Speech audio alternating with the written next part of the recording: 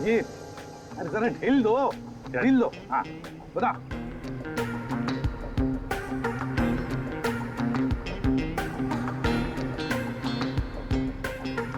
वाह सर वाह। अभिजीत अभिजीत जैसा पूरा ढील देना। या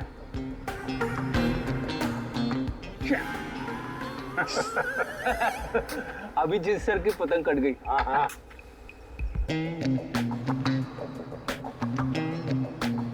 अरे यार, अरे वाह सर वाह। आप पतंग को ना एक बार उस पुतले तक लेके जाइए, हमारा शक यकीन में बदल जाएगा।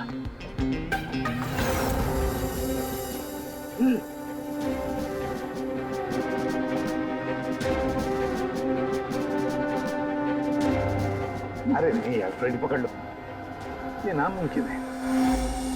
कितनी सारी चीजों का ध्यान रखना पड़ता है, हवा की दिशा, फिर वो एंगल, हाइट। सर अगर आपसे नहीं हुआ तो मुझे नहीं लगता ये पॉसिबल है। मगर सर साणुके साहब तो श्योर थे, गर्दन मंजे से ही कटी है।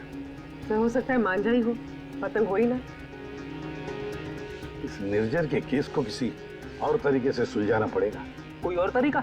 हाँ, निर्जर की मौत से किसको सबसे ज्यादा फायदा हो सकता है, उसे ढूंढना पड़ेगा। सर अगर आपकी परमिशन हो तो ये सब प्लान चेंज करने से पहले मैं किसी के आदमी से बात करना चाहता हूँ। किससे? नाम तो नहीं मालूम, ढूंढना पड़ेगा सर उसे।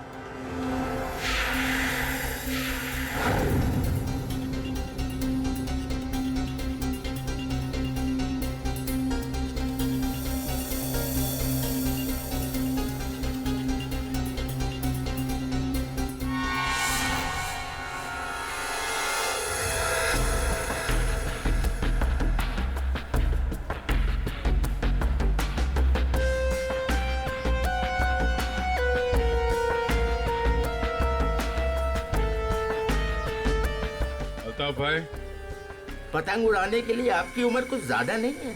क्यों? पतंग उड़ने से पहले नाम और उम्र पूछती है क्या? हाँ, अगर आप जानना चाहते हैं तो मैं बता देता हूँ। मैं इंस्पेक्टर दया, सीआईडी से। मैं यहाँ एक केस के सिलसिले में आपसे कुछ पूछने आया हूँ। कहिए। अल्ताफ भाई ये बताइए, क्या इस तरह के मांझे से किसी की जान ली जा सकती है? मतलब गला काटा जा सकता है? अरे क्या कह रहे हैं जनाब, ये तो मेरी रोजी रोटी है, ये तो मेरे परिवार का पेट पालने के लिए, ना कि किसी का गला काटने के लिए। अल्ताफ भाई फिक्र मत कीजिए, ये सिर्फ जानकारी के लिए पूछ रहा हूँ। यहाँ बाजार में सबसे पूछा तो सबने यही बताया कि यहाँ सबसे समझदार और जानकार आदमी इस पेशे में आप ही हैं। मेरे सवाल का जवाब देंगे आप?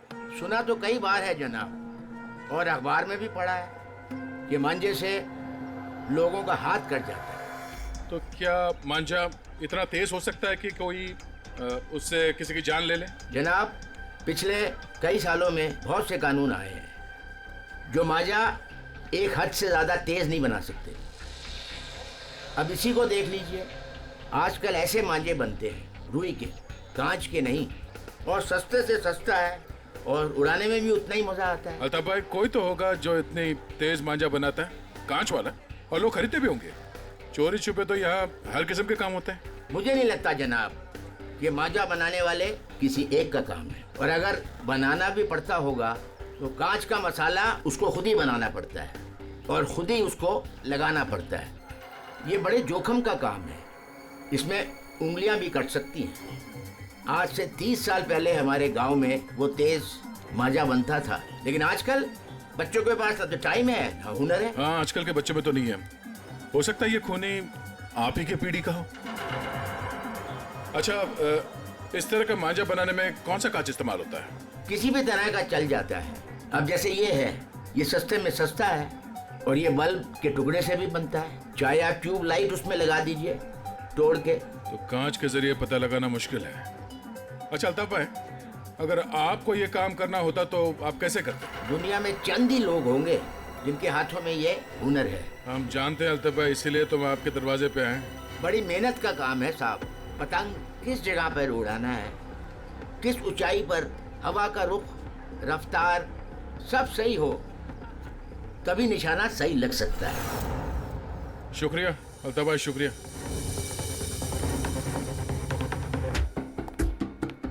सर, सर ये वो लोगों की सस्पेक्ट लिस्ट है जो निर्जर को मार सकते हैं। इतने सारे दुश्मन इस निर्जर के। सर वो बहुत ही स्वार्थी और बेरहम बिजनेसमैन था। बहुत लोगों को धोखा दिया था उसने सर। इनमें से किसी ने बदला लिया होगा। पॉसिबल है सर। सर हाँ, ये वो केसेस है जो निर्जर के ऊपर फाइल हुए थे। इनमें से ज्यादातर कंप्लेंट उसके एक्स एम्प्लॉइज के हैं, जिनका कहना है कि निर्जर ने उन्हें सैलरी नहीं दी थी। कमाल है, इतना बड़ा बिजनेसमैन और अपने वर्करों को पगार नहीं देता था। बिजनेस लॉस में जा रहा था क्या? अरे नहीं सर, उसके भाई से पता चला है कि अपने 300 एम्प्लॉइज की सैलरी ना देनी पड़े, इसीलिए निर्जर ने अपने आप को कोर्ट में दिवालिया घोषित कर दिया था। वाह रे वाह, बड़ा चालाक है। कानून का गलत इस्तेमाल किया, अपने आप को दिवालिया घोषित किया और बैठ गया वर्करों के पैसे पर। खुद तो ऐश कर रहा था और दुनिया को दिखाने के लिए कंगाल और दिवालिया। इतने बड़े फ्रॉड आदमी को ना जेल में होना चाहिए था। वही तो, जेल में ही होना चाहिए था। कुछ ना कुछ तो गड़बड़ जरूर है अभिजीत, कुछ ना कुछ तो गड़बड़ है। इतने सारे फ्रॉड्स करने के बावजूद भी ये आदमी बाहर कैसे, जेल में क्यों नहीं? पंकज, पुलिस रिकॉर्ड चेक करो निर्जर के।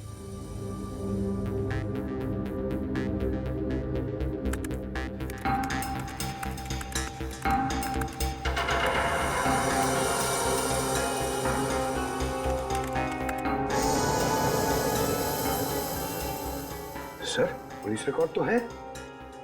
क्या? 5 साल पहले निर्जर कस्टडी में लिया गया था सर। ये मगर सर सिर्फ 1 घंटे के लिए। क्या?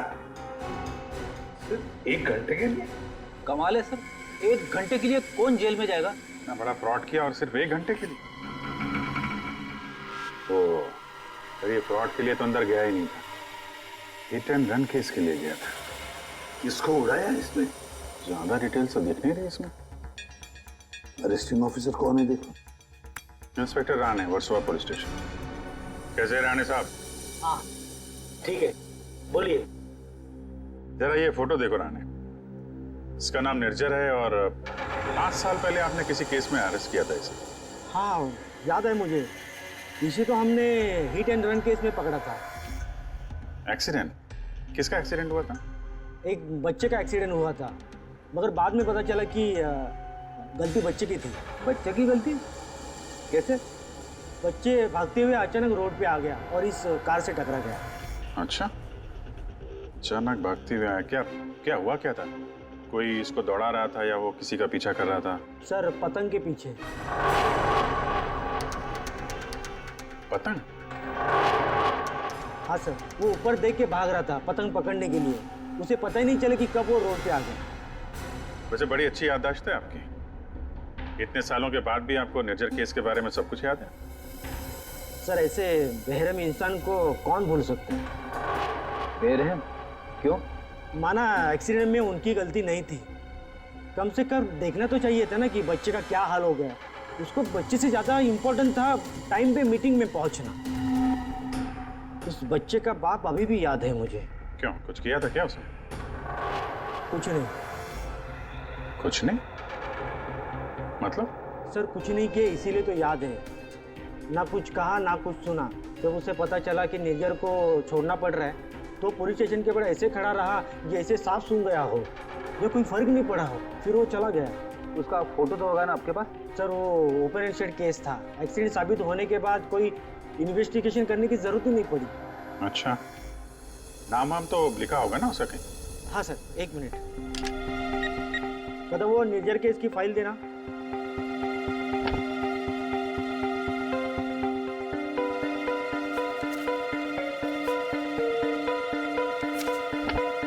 सर ये देखिए, बच्चे का बाप का नाम, फोन नंबर और एड्रेस भी है। पवन कुमार, शंकर नगर। बेटी, एड्रेस फोन नंबर वगैरह नोट कर लो जरा।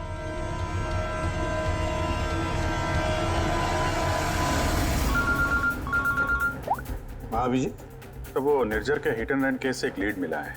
एक्सीलेंट। एक बच्चे की मौत हुई थी, उसके पिता का नाम और एड्रेस मिला है सर। बस अभी अभिजीत, उसके माता पिता से जाकर मिलो, अच्छी तरह से पूछताछ करो। Yes sir, okay sir. Ready? Sir तुम जरा राणे साहब के साथ मिलके उस पवन कुमार का स्केच बनवा लो, तब तक मैं उसके घर जाके देखता हूँ। क्या हुआ साहब?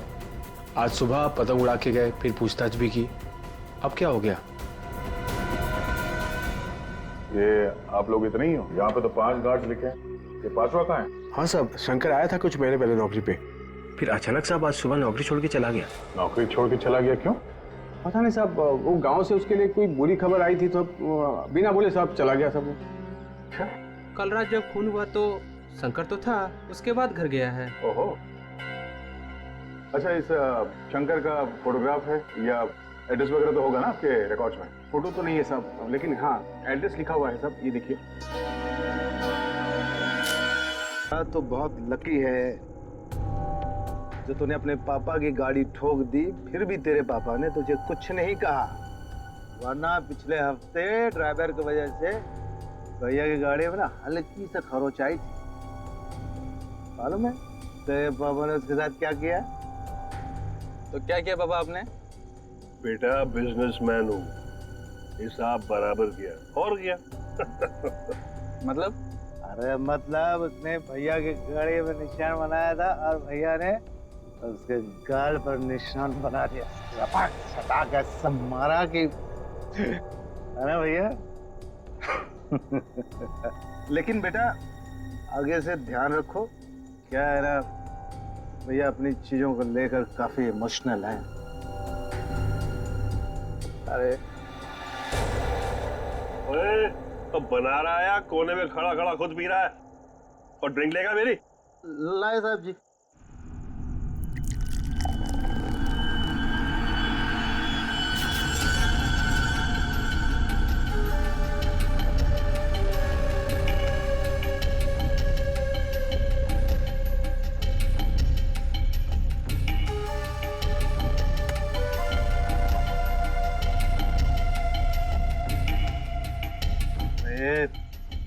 कांप क्यों रहा है? हाँ संभाल के रख।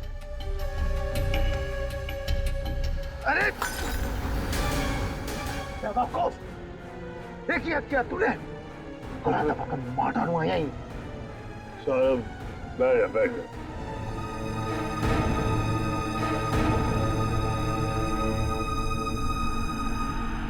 गलती हो गई ना, कोई बात नहीं, गिलास ही तो था। साहब गलती होगी, वो हाथ से गिलास।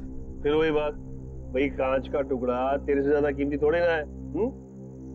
सीधा आजा आजा, उठा ले भाई, किसी के लग जाएगा नहीं तो। उठा।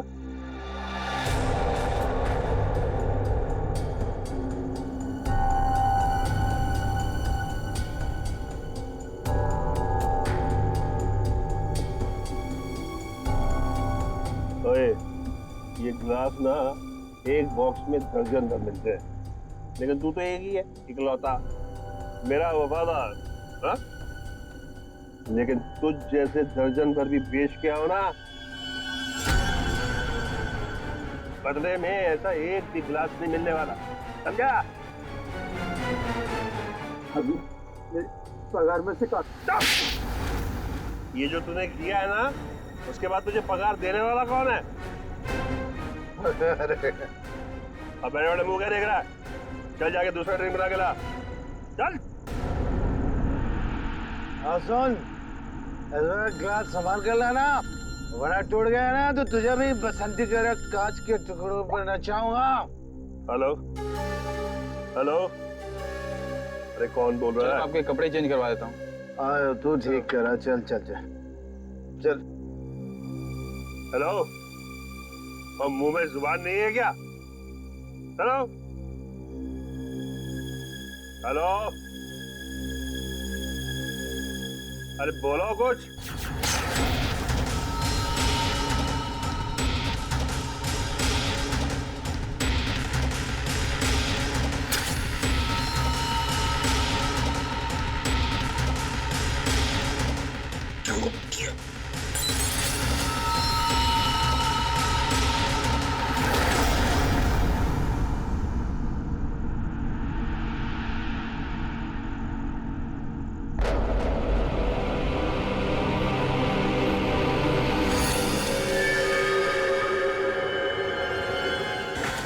मैं सच कह रहा हूँ, मैंने कुछ नहीं किया। बोल तूने ऐसा क्यों किया? मैं तुझे जान से मार डालूंगा। मैं तेरे टुकड़े टुकड़े कर दूंगा। तूने मेरे भाई को क्यों मारा? बोल।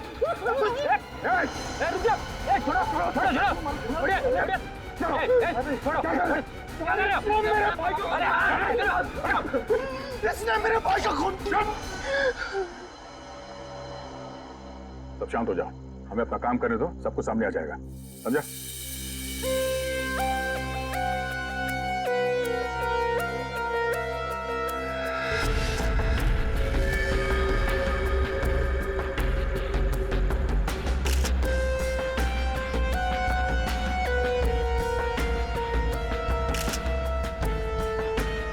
किसी धारदार चीज से गला काट दिया है सर, बड़ी सफाई से। और तो कहीं कुछ दिख नहीं रहा है। बेचारे को अपने आप को बचाने के लिए वक्त भी नहीं मिला होगा। गले की ऐसे नस काट दिए एक झटके में खत्म। है तो कोई अंदर वाला ही आदमी साहब।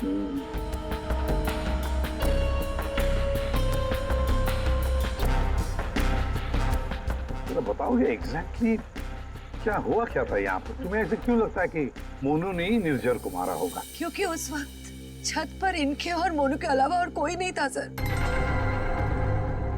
आप कहाँ थे? मैं नीचे किचन में थी हमारी कुक के साथ। और ये दोनों तो यहीं पे थे ना, छत पे? नहीं सर, हम नीचे गए थे कमरे में। सर इसने ना मेरे कपड़े पर वाइन गिरा दिया था, तो कपड़ा बदलने के लिए मैं इसके अमन के साथ नीचे गया था।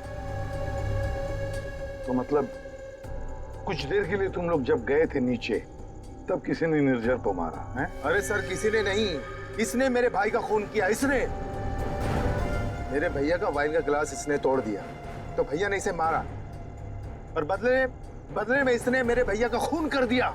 इसने ही खून किया सर। मैंने नहीं मारा साहब जी को। मैं तो दूसरा गिलास लाने के लिए गया था, तो साहब पे मेरे सामने हमला हो गया और डर के मारे मेरे हाथ से गिलास छूट गया। मैं सच कह रहा हूँ साहब, मैंने नहीं मारा।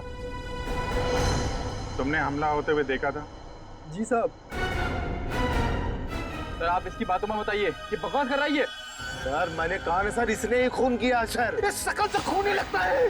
नहीं साहब, मैंने खून नहीं किया साहब। हमें पहली बार थोड़ी ना मारे थे।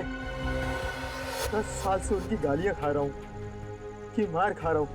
यही मेरी जिंदगी थी। मेरी हिम्मत कहाँ की मैं साहब को। नहीं साहब, मारना तो दूर, मैंने हाथ तक नहीं लगाया। मैं सच कह रहा हूँ साहब। तो किसने मारा मेरे पति को? भगवान ने मारा। क्या बोला? भगवान ने मारा? मैंने कहा ना सर, ये बकवास कर रही है। एक मिनट, क्या बोल रहे हो तुम? भगवान ने मारा? क्या मतलब क्या है तुम्हारा? है? वो तो नहीं पता साहब। साहब मेरे सामने खड़े हुए थे और देखते ही देखते उनका गला कट गया।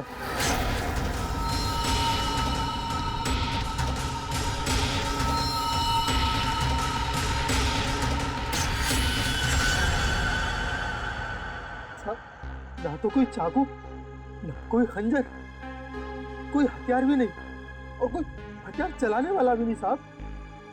कोई हथियार नहीं? हाँ साहब, अचानक से उनका गला कट गया। उनको किसी ने छुआ भी नहीं। ये सब भगवान ने उनके कर्मों की सजा दी है। बंद कर अपनी बकवास। अरे सर इसने खून किया मेरे भैया का, मैं बोल रहा हूँ ना। शांत हो जाओ। सर आप इसकी बात पे विश्वास कैसे कर सकते हैं? तुमसे किसने कह दिया कि हमने इसकी बात का यकीन कर लिया? हाँ? हमें क्या करना है और क्या नहीं करना है हम अच्छी तरह से जानते हैं। आप दोनों थोड़ी देर के लिए शांत हो जाइए, समझे? सर ये मोनू को समझ में नहीं आ रहा है, नाटक तो नहीं कर रही है? अभिजीत, अगर ये मोनू नाटक कर रहा था तो किसी और के नाम पे डाल देता खून, है ना? ये सब भगवान का चमत्कार वगैरह ये अजीबोगरीब कहानी नहीं बनाता वो। शायद गुमराह करने के लिए सर। हो सकता है इसने इस वाइन ग्लास के टुकड़े को उठाया और अपने मालिक का खून कर दिया। ये लाश के आसपास कांच के टुकड़े बिखरे हुए हैं सर, और इन पे खून भी लगा हुआ है। अभिजीत, अगर मोनू निर्जर का गला काटता तो उसके बदन पर, उसके हाथ पर कहीं तो खून के छींटे होते। कुछ भी नहीं है। देखो, और तो और निर्जर का गला देखो। अगर कोई कांच से गला काटता तो सीधे ऐसे काटता, आड़ा हॉरिजॉन्टल काटता, वर्टिकल कट नहीं मारता। देखो इसके गले पर वी शेप में 2 लगभग वर्टिकल कट्स हैं, और वो भी 2 अलग अलग जगहों पे, एक इस तरफ है एक इस तरफ। 2 बार तो कोई गला नहीं काटेगा। फिर भी सर इस मोनू की बात पे विश्वास करना तो मुश्किल है। एक ही कर सकते हैं, बॉडी को फॉरेंसिक लैब भेज देते, साळुंखे को कहते हैं कि देखो चेक करो अच्छी तरह से, ये जो गले पे निशान है क्या उसमें कांच के टुकड़े हैं क्या? पर यहाँ पे एक ही चीज है जिससे खून किया जा सकता है, ये कांच। कांच। अंकिता, जरा बताओ, क्या तुमने किसी को तुम्हारे घर के अंदर आते जाते देखा? नहीं सर, कोई और आता तो मुझे जरूर पता चलता। और आप दोनों पूरी टाइम वहाँ पे कमरे में ही थे क्या? जी सर। आपने इन दोनों को देखा था कमरे में जाते हुए? हाँ, और इन्होंने भी मुझे देखा। सर इसका मतलब ये है कि बाहर का कोई आदमी घर के अंदर से नहीं आया। फिर तो घर के बाहर से आ सकते हैं, ये पाइप से।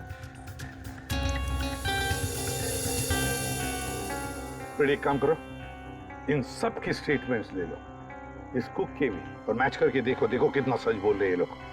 और अंकिता तुम बैठ जाओ। आइए आइए चलो।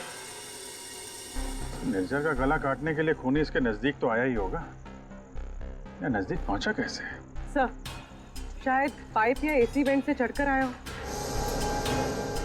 एक काम करो, आसपास रहने वाले लोगों से पूछताछ करो, देखो क्या उन्होंने किसी को पाइप से बिल्डिंग में चढ़ते हुए देखा है क्या? रेडी? Sir ready? काम करो, इस बिल्डिंग की सीसीटीवी फुटेज चेक करो।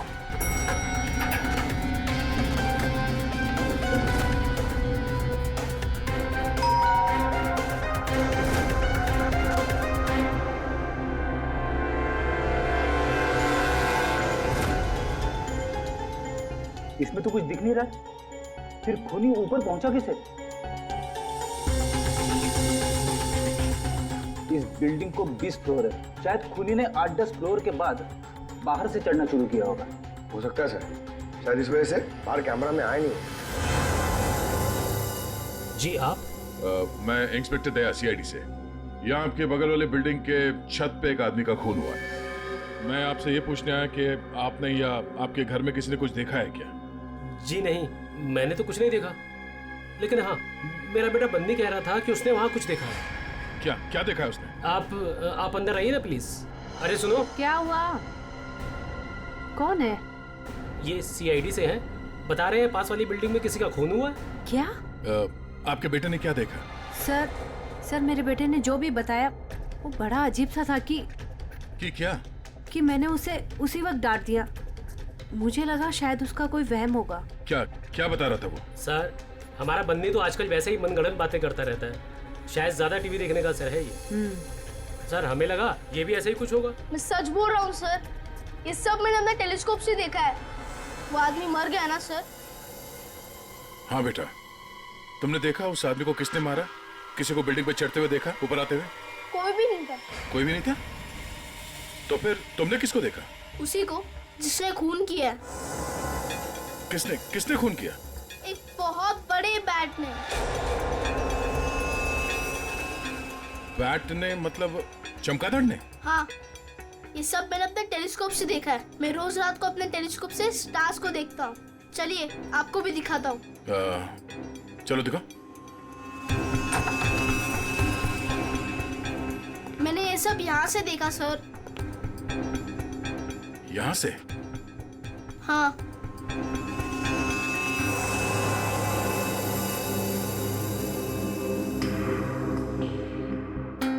मैंने सच में देखा था अंकल। बेटा, आपका फेवरेट सुपर हीरो कौन है? बैटमैन। ओह, बैटमैन। ठीक है, आपने आज सीआईडी की बहुत मदद की। Thank you. मैं चलता हूँ। थैंक्स। Thank you sir.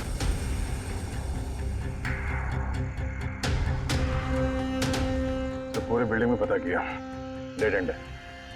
किसी ने भी किसी को बिल्डिंग में चढ़ते देखा नहीं सर। सीसीटीवी फुटेज भी चेक किया सर, कोई नहीं दिखाई दे रहा है। इंसानों ने नहीं देखा, कैमरों ने नहीं देखा। ये खूनी है या मिस्टर इंडिया? ये खूनी कांच की तरह है, कांच की तरह ट्रांसपेरेंट, पारदर्शक। हमारे सारे सवालों का एक ही जवाब है, ये कांच। तुम्हारा अंदाजा एकदम सही है। इसके गले के घाव में से कांच का टुकड़ा मिला है। मतलब सर, मोनू ने टूटे हुए कांच से इनका गला काटा और इनकी जान ले ली। हाँ, लगता तो वैसे, मगर पता नहीं क्यों मेरा मन कहता है कि जो दिखता है ये केस वैसा नहीं है। बिल्कुल तुम्हारी बातों की तरह से। हाँ, नहीं, मेरा कहने का मतलब ये था कि वाइन ग्लास के कांच के टुकड़े को और उसके घाव में से जो कांच का टुकड़ा मिला उसको, दोनों को मैंने अच्छी तरह से टेस्ट किया, तो दोनों एक ही हैं, लेकिन अलग अलग। देख सारुण के दिमाग खराब मत कर यार, जो है वो सीधे सीधे बता देना यार। सीधी सीधी बात ये है भाई कि वाइन ग्लास के कांच के टुकड़े से इसका गला नहीं काटा गया। तो फिर देखना चाहते हो? आओ देखो, ये है वाइन के ग्लास का टुकड़ा और ये देखो, ये है वो कांच जो इसके गले के घाव में से मिला है। दोनों की कंपोजिशंस अलग अलग है, ठीक है? वाइन का ग्लास बहुत ही महंगे क्रिस्टल से बना हुआ है और इसके गले में से जो कांच का टुकड़ा मिला है वो बहुत ही साधारण सा, बहुत सस्ता सा, घरेलू काम में इस्तेमाल किया जाने वाला कांच है। वाइन ग्लास के कांच से खून नहीं हुआ है, इसका मतलब है कि मोनू ने खून नहीं किया। लेकिन हमें वहां पे तो दूसरा कोई कांच का टुकड़ा मिला ही नहीं। यार सारुण के, अगर वाइन ग्लास के कांच से नहीं गला काटा है तो फिर कौन से ग्लास से काटा है? एक और बात, ये जो कांच का टुकड़ा इसके गले में से मिला है, उस कांच के टुकड़े पर काले रंग की डाई और गोंद मिला है, गम। काले रंग की डाई? कौन? जिसने खून किया वो वहां नहीं था, जिस कांच से खून किया वो भी वहां नहीं था। अब मैं यहां हूं कि मैं भी नहीं हूं। काले रंग की डाई और गोंद, ऐसा कौन सा कांच होता है? किससे काटा होगा? और उसी कांच से काटा तो क्यों काटा? अब जी काटने की बात की ना तूने, पतंग के मांझे से भी तो काटा जाता है। क्या मतलब तुम्हारा? मतलब सारुण के, बचपन में तूने कभी पतंगे उड़ाई है? नहीं, मैं बहुत स्टूडियस बच्चा था। तेरी की यार, हम सब ने पतंगे उड़ाई है और पतंगे काटी भी है दूसरों की, मांझे से, पतंग के मांझे से। उसके ऊपर कांच का चूरा और गोंद लगाई जाती है मांझा बनाने के लिए। लेकिन पतंग के मांझे का कांच इसके गले में कैसे पहुंचा होगा? सर, वो बच्चा बनी, वो कह रहा था कि उसने टेलीस्कोप में एक बड़े से बैट को इस आदमी को मारते हुए देखा था। बैट को? चमगादड़? हाँ सर, वो बैट जैसा कुछ हो सकता है, कुछ और हो। जैसे कि पतंग काले रंग की? हाँ यार, पतंग। हाँ, हमने सुना है ना कि पतंग के मांझे से हाथ कट जाता है। हाथ कट सकता है तो फिर गला क्यों नहीं कट सकता?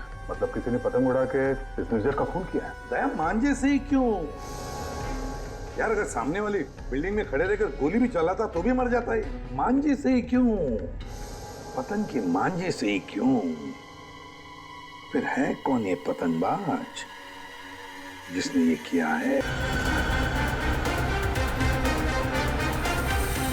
हाँ सर, एड्रेस तो मिल गया है, पर मुझे लग रहा है कि ये एड्रेस गलत हो सकता है सर। शंकर ने खून किया सर, फिलहाल तो फरार है, पर उसने निर्जर को क्यों मारा होगा ये मकसद तो समझ में नहीं आ रहा है। सर, ये पवन कुमार के घर में तो ताला लगा हुआ है। पड़ोसी बता रहे थे कि बच्चे के एक्सीडेंट के 2-3 साल के बाद उसकी माँ ने उसके गम में आत्महत्या कर ली। और ये पवन का क्या हुआ? सर, वो तो 3 साल पहले ही घर छोड़ के चला गया, उसके बाद से वापस नहीं लौटा। मुझे तो इसी पे शक है सर। एक मिनट, अभिजीत, ये पवन 3 साल पहले घर छोड़कर चला गया और फिर अचानक अब जाग उठा बदला लेने के लिए? क्या रहा था 3 साल तक? एक मिनट अभिजीत, ये पवन अपने घर से कितने साल से गायब है? ये 3 साल पहले। क्यों 3 साल से? अच्छा सर, वो पवन कुमार का स्केच बनने वाला था, बन गया वो? देखता हूँ।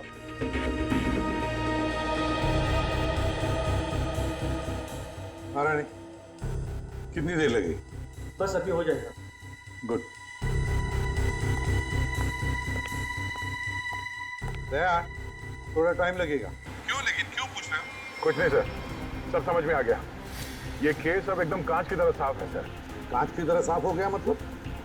क्या कहना क्या चाहते हैं? सर मैं कुछ काम करना भूल गया हूँ सर, मैं थोड़ी देर में पहुंचता हूँ सर ब्यूरो। ठीक है, जल्दी आ जाओ।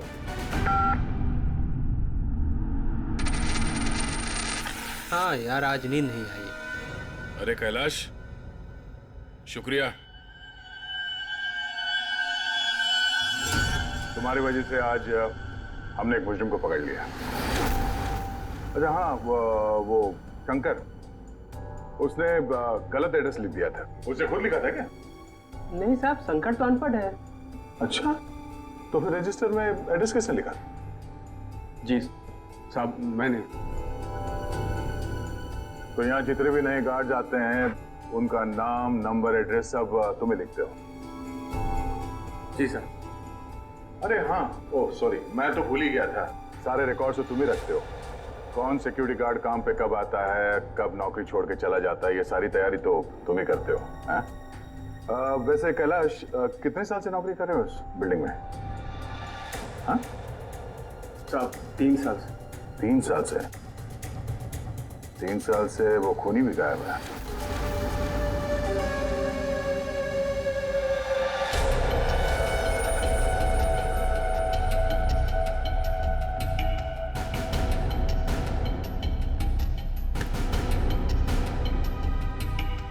निर्जर के खून के इल्जाम में मैं तुम्हें गिरफ्तार करता हूं, पवन कुमार। पवन कुमार? हमारा नाम तो कैलाश है साहब। वो आपको शायद कोई गलत फहमी हो रही है हमको पहचानने में। लेकिन मुझसे कोई गलती नहीं हो रही है मिस्टर पवन कुमार। ये क्या है साहब? हाँ क्या है साहब, आपको कोई नहीं मिला तो एक गरीब को फंसा रहे साहब। अच्छा,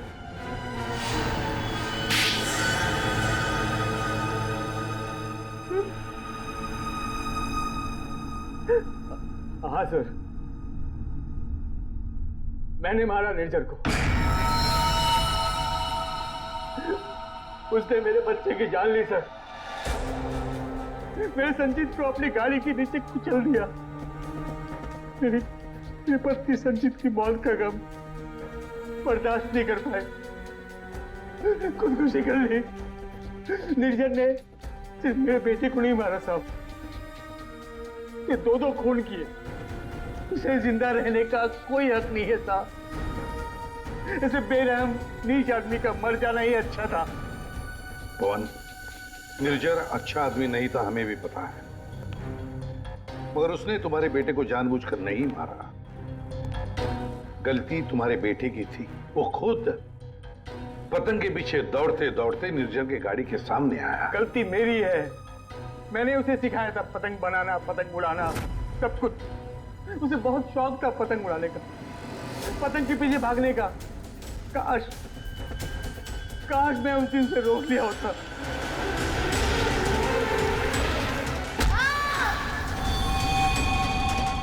तो बेटा आज जिंदा होता। देखो, हम तुम्हारा दर्द समझ सकते हैं, लेकिन तुम्हें यह भी समझना चाहिए कि वो एक एक्सीडेंट था, लेकिन एक्सीडेंट के बाद वो मेरे बच्चे को बचा सकता था ना। क्या मतलब? जब पुलिस ने उसको रिहा किया, सर आप बच्चे को अस्पताल तो लेके जा सकते थे ना। बच्चे की हालत देखी थी आपने, कौन सा लथपथ था वो?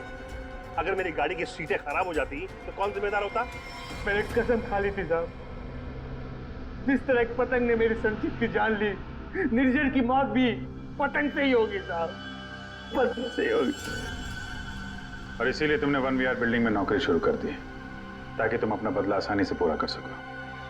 पिछले कुछ सालों में 1VR में जितनी भी चोरियां हुआ करती थी, वो सब मैंने ही करवाई थी, ताकि किसी को भी छत पे जाने की अनुमति ना मिले। फिर रोज पतंग उड़ाने की प्रैक्टिस करने लगा। निर्जर पर ध्यान रखने लगा कि छत पे कब जाता है, कितनी देर रहता है। मुझे पता था कि कौन से कोने में उसका मोबाइल का नेटवर्क का टावर मिलता है। वो हमेशा बात करने वहीं आता था साहब, और मैंने सोच लिया था उसे वहीं मारूंगा। और उसे मारने के लिए मैंने मांझा बनाना शुरू कर दिया। काली पतंग बनाई, मैं तैयार था साहब, बस हवा का रुख और तेजी का इंतजार था मुझे। और एक दिन भगवान ने मेरी सुन ली, सब कुछ सही था। मैंने निर्जर के मोबाइल पे फोन किया पतंग उड़ाई और उसका गला काट दिया। जिस मांझे से तुम अपनी जिंदगी का इंसाफ करना चाहते थे, उसी मांझे ने तुम्हारी जिंदगी की रेखा बदल दी। तुम्हें कड़ी से कड़ी सजा होगी। हाय बनी, ये आपके लिए। ये किस लिए? केस सॉल्व करने में आपने हमारी मदद की है, इसलिए हमारी तरफ से ये थैंक यू गिफ्ट। लेकिन जब तुम पतंग उड़ाओगे जरा संभाल के, तो तुम्हारे मम्मी या पापा साथ में हो तभी उड़ाना, अकेले नहीं। जैसे तुम टेलीस्कोप से स्टार्स देखते हो ना, वैसे ही जब तुम ये पतंग उड़ाओगे मैं इसे देखूंगा। प्रॉमिस? पक्का वाला प्रॉमिस।